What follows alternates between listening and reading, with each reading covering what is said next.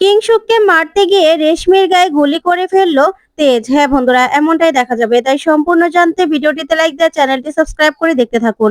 গল্পের শুরুতে দেখা যাবে রেশমিকে বিদায় দেওয়ার জন্যই বরণ করতে থাকে ঠাম্মি।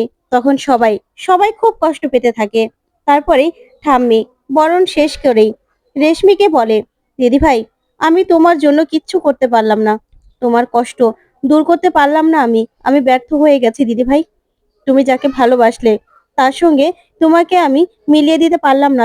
তুমি এই বাড়ির সব থেকে ছোট মেয়ে, তোমার জীবনটা আমি সুন্দর করে গুছিয়ে দিতে পারলাম না দিদি ভাই। আমি ব্যর্থ হয়ে গেছি। এই কাননবালা দেবী ব্যর্থ হয়ে গেছে। এই বলেই ঠাম্মি রেশমিকে জড়িয়ে ধরে কাঁদতে থাকে।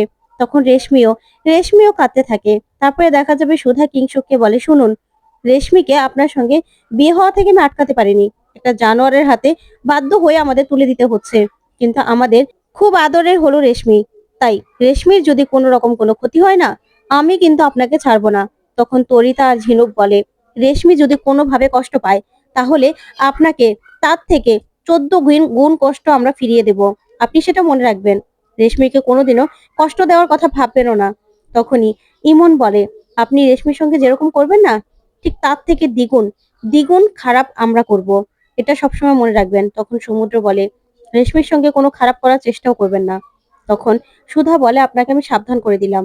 তখনই কিংশুক বলে, না না, রেশমিকে আমি কেন খারাপ রাখবো, বরঞ্চ রেশমিকে আমি ভালো রাখবো, যাতে রেশমি নিজের কষ্টগুলো ভুলে যায়। তারপর সবাই চলে গেলে সুধাকে কিংশুক বলে, আপনি না আপনার চিন্তা করুন। একটা অন্য মানুষের সঙ্গে আপনি কিভাবে সারাটা জীবন কাটাবেন বলুন তো? আপনি কিভাবে সংসার করবেন সেটা ভাবুন। আপনার তেজকে ছাড়া অন্য একটা মানুষের সঙ্গে আপনি কি করে কি করে সবকিছু শেয়ার করবেন? তখনই সুধা চমকে যায় আর বলে, তার মানে আপনি জানেন, তাই না? আপনি সবটা জানেন? তখন কিংশুক বলে, হ্যাঁ, আমি জানি। কিন্তু আপনি কি করে প্রমাণ করবেন সবটা? কিচ্ছু প্রমাণ করতে পারবেন না আপনি। কিচ্ছু না। ও যে তেজ নয় সেটাও আপনি প্রমাণ করতে পারবেন না। তখন এই কথা বললেই সুধা চমকে গিয়ে নকল তেজের দিকে তাকিয়ে থাকে আর খুব ঘাবড়ে যায়। তখন তখন সেখান থেকে সরে চলে আসে সুধা। তারপরে দেখা যাবে রেশমির বিদায়ের সময় কাঁদতে থাকে সবাই। তখন নকল তেজ রেশমিকে জড়িয়ে ধরে বলে, একদম কোনো চিন্তা করবি না। কোনো সমস্যা হবে আমাকে ফোন করবি। তোর ভাই আছে তো, তোর দাদা সবকিছু ঠিক করে দেবে। কোনো কিছুই কোনো কিছুই তোর দাদা কোনোদিনও তোর অপূর্ণ রাখেনি। তোকে কোনো কষ্ট হতে দেবে না। তারপরে দেখা যাবে রেশমি সব রিচুয়ালস পালন করে সেখান থেকে কিংশুকের হাত ধরে বেরিয়ে চলে যায়। ওইদিকে ওইদিকে ইমন তখনই সুধার কাছে আসে আর এসে বলে, সুধা, তেজের চশমার রিপোর্টটা চলে এসেছে। তখনই সুধা মনে মনে ভাবতে থাকে যে এই নকল তেজের চশমা চুরি করে নিয়ে সেই চশমার পাওয়ার চেক করতে দিয়েছিল সুধা। তখনই সুধা বলে, ইমন, কি এসেছে কি এসেছে রিপোর্টে? তখন ইমন বলে, রিপোর্টটা সম্পূর্ণ আলাদা এসেছে সুধা। তখন সুধা বলে, মানে? তখন ইমন বলে, হ্যাঁ, বরঞ্চ তেজের পাওয়ারের সঙ্গে কোনো পাওয়ারই মিল নেই। এটা বরঞ্চ মাইনাস। তেজের পাওয়ারের সঙ্গে সম্পূর্ণ আলাদা। এটা কোনোভাবেই মিলে না। তখনই সুধা বলে, এটা কি করে হতে পারে? এই কদিনের মধ্যে একটা মানুষের চোখের পাওয়ার এইভাবে পাল্টে যেতে পারে কি করে? তখন ইমন বলে, পাল্টে যেতে পারে সুধা, যদি মানুষটাই অন্য হয়। আমি একটা মানুষকে চিনি যার চোখের পাওয়ার এরকম ছিল। তখনই সুধা বলে, কার? তখন ইমন বলে, সার্থকের। তখন সুধা বলে, কি বলছো তুমি ইমন? তখন ইমন বলে, হ্যাঁ, সার্থকের সার্থকের চোখের পাওয়ার এটা ছিল। তখন সুধা বলে, এটা তো হতে পারে না, কারণ সার্থককে আমরা কয়েক মাস আগে নিজের চোখের সামনে এনকাউন্টার হয়ে মারা যেতে দেখেছি। তখন ইমন বলে, জানো তো, সার্থককে না আমি মন থেকে ভালোবেসে বিয়ে করেছিলাম। তাই সার্থকের কিছু কিছু জিনিস আমি এখনো ভুলতে পারিনি। তাই সেদিন তেজকে যখন আমি জলের মধ্যে বরফ দিয়ে খেতে দেখেছি না, তখন আমার সার্থকের কথা মনে পড়ে গেছে। কারণ এই অভ্যাসটা সার্থকের ছিল। তখন সুধা বলে, কি বলছো তুমি? জলের মধ্যে বরফ দিয়ে তেজ খেয়েছে? না, তেজে তো টনসিলের প্রবলেম। তাহলে তেজ কি করে এটা খেতে পারে? না না, অসম্ভব। তখনই এই কথা শুনে ইমন বলে, সেটাই তো তোমাকে আমি বলছি। আর তাছাড়া অনেক কিছুই না আমার অন্যরকম লাগছে, যেগুলো আমি মানতে পারছি না। তখন সুধার মনে পড়ে যায় ওষুধের কথা। আর সেখান থেকে ইমনকে নিয়ে চলে যায়। ওইদিকে ওইদিকে রেশমিকে নিয়ে চলে যাচ্ছে কিংশুক। তখন কিংশুক মনে মনে বলে, আমি আমি তো রেশমিকে কষ্ট দেব না, বরঞ্চ রেশমিকে হাতের গুটি বানিয়ে ওই বসুবাড়ির সব সম্পত্তি নিজের করে নেব। নিজের। তারপরে সুধাময়ীকে আমার পায়ের নিচে আসতে হবে। ওইদিকে তেজ তেজ মুখ ঢেকে দাঁড়িয়ে আছে। তখনই চুমকি তেজকে বলে, বিচ্ছু, এখানে কেন দাঁড়িয়ে আছিস? তখন বিচ্ছু বলে, দেখ, এখান দিয়েই তো কিংশুক লাহিড়ী যাবে। ওই কিংশুক লাহিড়ী আমার বোনের জীবনটা নষ্ট করে দেবে সেটা হতে পারে না। তার থেকে কিংশুক লাহিড়ীকে মেরে আমার বোনকে বিধবা করব সেটাও ভালো। পরে আমার বোনকে আমি নিজে বিয়ে দেব। মোহিতকে এনে দিতে বললে তাও দেব। কিন্তু তার জন্য আমার বোনকে আমাকে সময় দিতে হবে। তখন চুমকি বলে, দেখ, আমার মায়ের আমার মায়ের খুনের বদলা নেওয়ার জন্য তুই আমাকে হেল্প করেছিলি। ওই কিংশুক লাহিড়ীর বিরুদ্ধে লড়াই করে আমার জন্য অনেক কিছু করেছিস। তারপরে ম্যাডামও আমার জন্য অনেক কিছু করেছে। তাই এই চুমকি তোর সঙ্গে তোর সঙ্গে থাকবে। তুই যা যা বলবি তাই করবে। আমি তোকে বলছি ওই কিংশুক লাহিড়ীকে শেষ করতে। আমি তোর সঙ্গে আছি বিচ্ছু। তোর সঙ্গে এই চুমকি একসঙ্গে হাত মিলিয়ে সবকিছু করবে। তখনই তেজ বলে, আজকে কিংশুক লাহিড়ীকে আমি শেষ করেই ছাড়বো। ওইদিকে কিংশুক যাচ্ছে রেশমিকে নিয়ে। তখনই রেশমি মন খুব খারাপ। তখনই গাড়িটা থেমে গেলে হঠাৎ করেই কিংশুক বলে, কি ব্যাপার, গাড়ি থামালে কেন? তখন ড্রাইভার বলে, স্যার, মনে হচ্ছে গাড়িটা বন্ধ হয়ে গেছে। তখন কিংশুক বলে, মানে গাড়িটা বন্ধ হয়ে গেছে মানে? এই তো সার্ভিসিং এর কাছ থেকে আনলাম। তখনই ড্রাইভার সেখান থেকে চলে যায়। ওইদিকে কিংশুক গাড়ি থেকে নেমে দেখতে পায় যে কোনো ড্রাইভার নেই। তখন বলে, কি ব্যাপার, লোকটা কোথায় চলে গেল? ওইদিকে রেশমি মনে মনে ভাবে, না না, এই বিপদের সময় উনি আমাদের পাশে এসে দাঁড়িয়েছে, আমাকে বিয়ে করেছে। তাই আমি মোহিতকে ভুলে, সবকিছু ভুলে এখন থেকে আমার আমার সব স্ত্রী ধর্ম আমি পালন করব। না, ওনার সঙ্গে কোনো অন্যায় আমি আর হতে দেব না। মোহিত আমাকে ঠকিয়েছে। যাকে আমি ভালোবেসেছিলাম, বিয়ে করার স্বপ্ন দেখেছিলাম, সে আমাকে ঠকিয়েছে। তাই আমি কিছুতেই কিছুতেই আর আগের স্মৃতি মনে রাখবো না। ওইদিকে কিংশুক বলে, কোথায় চলে গেল লোকটা? ঠিক তখনই তেজ এসে কিংশুকের মাথায় বন্দুক ধরে। তখন তো কিংশুক পুরো ভয় পেয়ে যায়। তারপরেই কিংশুক বলে, কে আপনি, কে? তখন তেজ চোখের সামনে দাঁড়িয়ে থাকে। কিংশুক কিংশুকের সঙ্গে কোনো কথাই বলে না। ওইদিকে সুধা ইমনকে ঘরে নিয়ে যায় আর সে ওষুধগুলো দেখিয়ে বলে, ইমন, দেখো, এই ওষুধগুলো দেখো। এই ওষুধগুলো দেখে না আমিও অবাক হয়েছিলাম। তখন ইমন ওষুধগুলো দেখতেই চিনে যায় আর বলে, এই ওষুধগুলো এই ওষুধগুলো তো সার্থক খেত। তখনই সুধা বলে, কি বলছো তুমি? তখন ইমন বলে, হ্যাঁ, কারণ সার্থকের হাইপার টেনশন ছিল। আর আর ওর ওর যে সাইকোলজিক্যাল প্রবলেম ছিল সেটা তো ছোটবেলা থেকেই। এই ওষুধগুলো তো ওকে আমি কিনে এনে দিতাম। সেজন্য আমি জানি ও এই ওষুধগুলো না খেলে তোর ভিতরে জানোয়ারটা বেরিয়ে আসতো। ও তো ছোটবেলা থেকেই এত খারাপ ছিল। আর আমি তো সবটা জানতাম সুধা। সেই জন্যই তোমাকে বলছি। তখন সুধা বলে, কিন্তু এটা কি করে সম্ভব?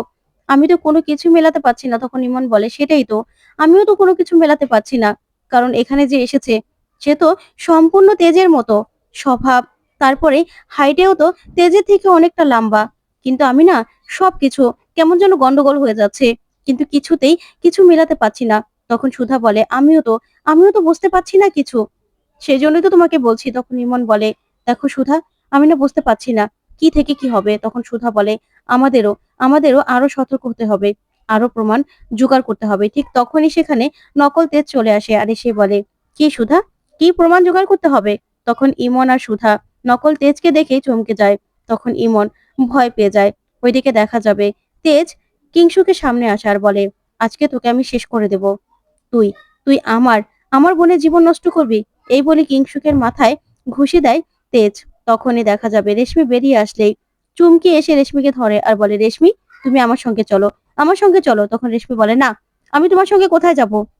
তখন চুমকি বলে, বুঝতে পারছো না, এই লোকটা তোমার ক্ষতি করে দেবে, তোমার জীবনটা পুরো শেষ করে দেবে। তুমি আমার সঙ্গে চলো। তখন রেশমি বলে, না, আমি যাবো না।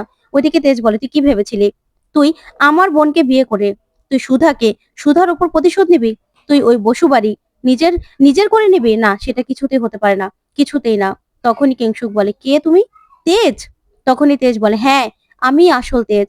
তুই নকল আরেকজনকে সাজিয়ে তুই সুধার কাছে পাঠিয়েছিস। তোকে আমি ছাড়বো না আমি তোকে। আজকে তোর জারি জুরি সবকিছু আমি শেষ করে দেব। তোকে আমি শেষ করে দেব। তোকে আজকে মরতে হবে। এই বলে তখনই কিংশুক তেজের সঙ্গে হাতাহাতি করতে থাকে। তখনই তেজ কিংশুককে ফেলে সেখানে গুলি করবে। তখনই রেশমি চুমকিকে ধাক্কা দিয়ে সেখান থেকে দৌড়ে আসে কিংশুকের কাছে আর কিংশুকের সামনে এসে দাঁড়ায়। এদিকে তেজ তখনই গুলি করে আর তখন সেই গুলিটা রেশমির হাতে লেগে যায়। তখন কিংশুক বলে, রেশমি, কি করলে এটা, কি করলে? ওইদিকে তেজ তেজ বলে, এটা আমি কি করলাম? তখন চুমকি বলে, চলো চলো বিচ্ছু, এখান থেকে চলো, না হলে যে লোকজন চলে আসবে, পুলিশ চলে আসবে। তখন তেজ বলে, কিন্তু আমার বোন। তখন বিচ্ছুকে চুমকি বলে, চলো চলো এখান থেকে, এই বলে টেনে নিয়ে যায়। ওইদিকে কিংশুক বলে, রেশমি রেশমি, তুমি এটা কি করলে? তখন রেশমি বলে, আমি আপনার কিছু হতে দেইনি, আমার সিঁথির সিঁদুর আমি কিচ্ছু হতে দেইনি, এই বলে জ্ঞান হারিয়ে ফেলে। ওইদিকে ওইদিকে নকল তেজ সুধাকে বলে, কি ব্যাপার সুধা, আমার ঔষধ নিয়ে তোমরা কি করছো? আমার ঔষধ তোমাদের হাতে কেন? তখন ইমন ইমন কি বলবে বুঝতে পারে না। তখনই সুধা বলে, হ্যাঁ, আলমারিটা খুলেছিলাম, আমার একটা ফাইল দরকার ছিল, সেই জন্য। তখন নকল তেজ বলে, ফাইল? কিসের ফাইল? তখনই সুধা বলে, আগে তো তুমি কখনো আলমারি তালা দিয়ে রাখতে না, কিন্তু এখন তালা দিয়ে রাখছো কেন তেজ? তখন নকল তেজ বলে, আগে দরকার ছিল না, কিন্তু এখন দরকার পড়ে, এখন তো যখন তখন আমাদের ঘরে যে কেউ ঢুকে আসে, তাই না? ওই যে বিচ্ছু, সে তো চুরি করতে এসেছিল, আর যখন তখন তুমি তাকে ঢোকার অনুমতি দিয়ে দিয়েছো, তার জন্য এখন তালা দিয়ে রাখতে হয়। তখন সুধা বলে, আলমারিতে কি এমন আছে যেটা তোমাকে তালা দিয়ে রাখতে হচ্ছে? কি কি লুকোতে চাইছো তেজ? তুমি কি ঔষধ লুকাতে চাইছো?